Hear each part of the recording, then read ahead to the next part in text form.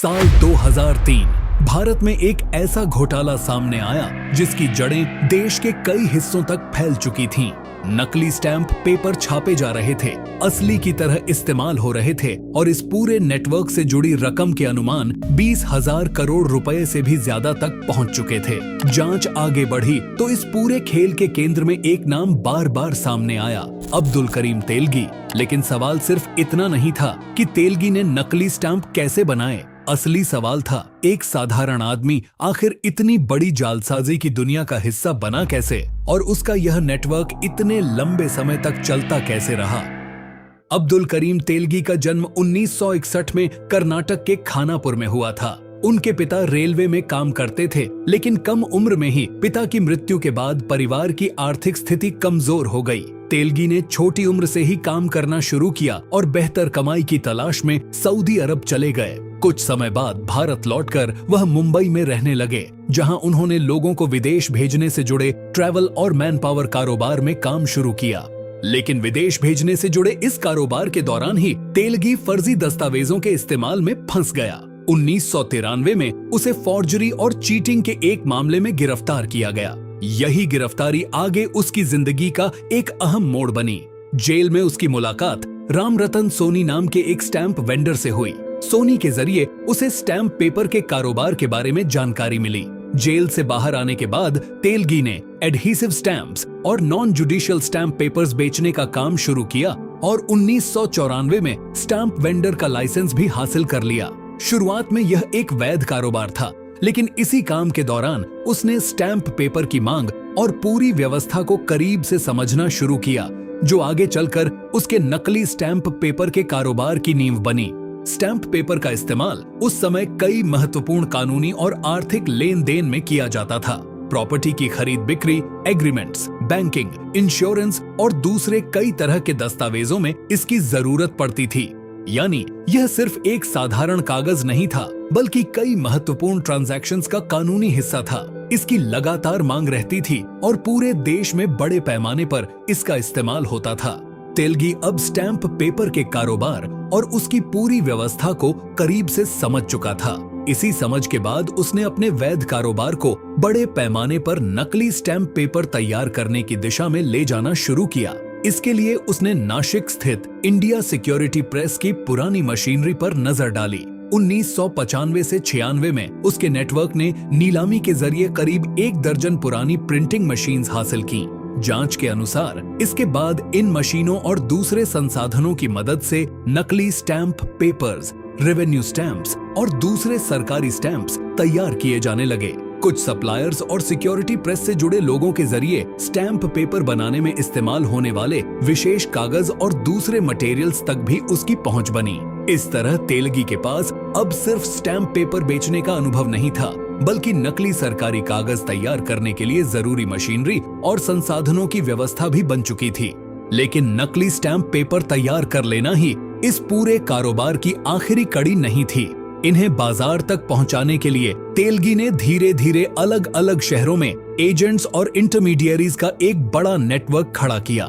जांच में सामने आया कि यह नेटवर्क कम से कम 18 राज्यों और करीब 70 शहरों तक फैल चुका था और इसमें लगभग 350 एजेंट्स के शामिल होने की बात कही गई। इन एजेंट्स के जरिए नकली stamp papers banks, insurance companies और स्टॉक ब्रोकरेज फर्म्स जैसी संस्थाओं तक पहुंचने लगे।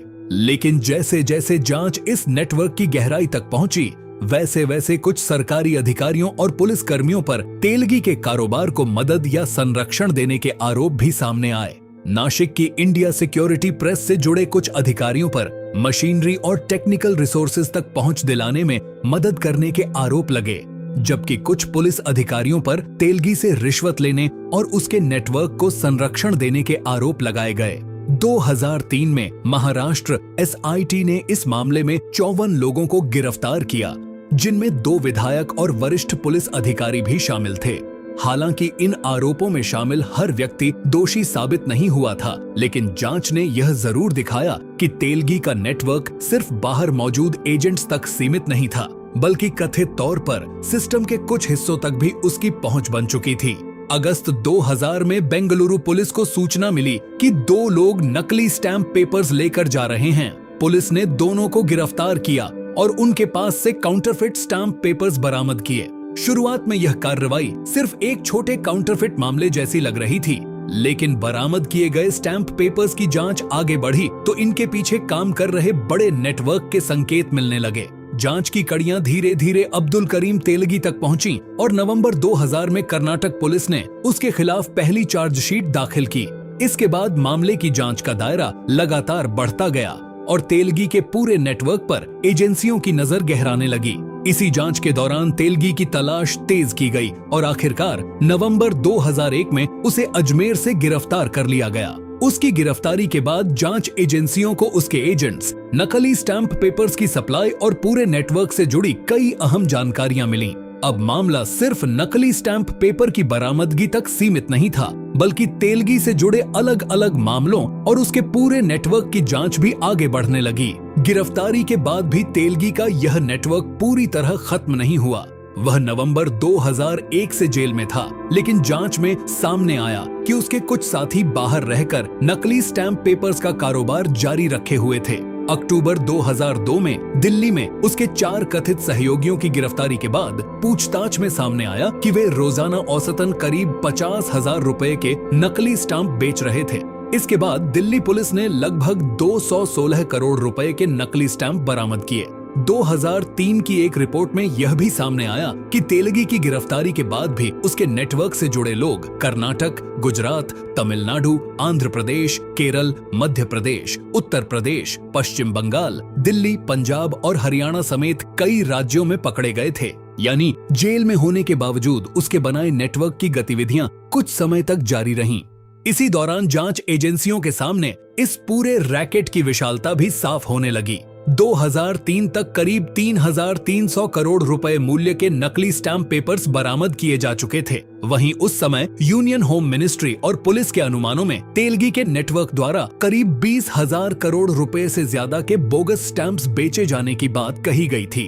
अलग अलग राज्यों में सामने आए मामलों, बरामद नकली स्टैंप पेपर्स और जुड़े हुए लोगों की कड़ियों को एक साथ जोड़ा जाने लगा। जैसे जैसे जांच आगे बढ़ी, यह मामला और बड़ा होता गया और इसकी जांच सेंट्रल ब्यूरो ऑफ इन्वेस्टिगेशन यानी सीबीआई तक पहुंची। सीबीआई ने तेलगी और उसके नेटवर्क से जुड़े मामलों की विस्तृत जांच शुरू की, जिसमें नकली स्टैंप पेपर की पूरी व्यवस्था और उससे जुड़े लोगों की भूमिका को खंगाला गया। सीबीआई की जांच के दौरान मामले से जुड़े दस्तावेज, लेन देन और अलग अलग राज्यों में चल रहे मामलों को एक साथ देखा गया। इसी दौरान यह मामला अदालतों तक पहुंचा और तेलगी के खिलाफ कई गंभीर आरोपों में मुकदमे आगे बढ़ने लगे।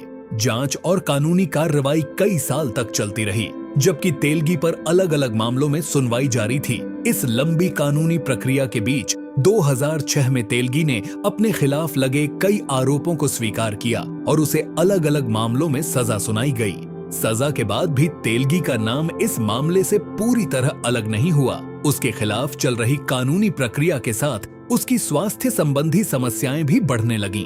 लंबे समय तक जेल में रहने के दौरान उसकी हालत बिगड़ती गई और आखिरकार 2017 में पुणे के एक अस्पताल में उसकी मृत्यु हो गई। उसकी मौत के साथ तेलगी की जिंदगी का अंत हुआ, लेकिन उसके द्वारा खड़ा किया गया स्टैंप पेपर स्कैम भारतीय अपराध इतिहास में एक बड़े संगठित घोटाले के रूप में दर्ज हो चुका था।